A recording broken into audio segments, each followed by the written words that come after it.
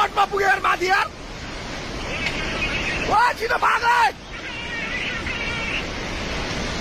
त्यो बाउन्ड नभएको न बुझेको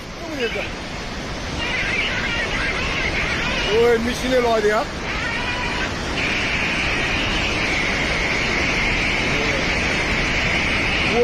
पाए सब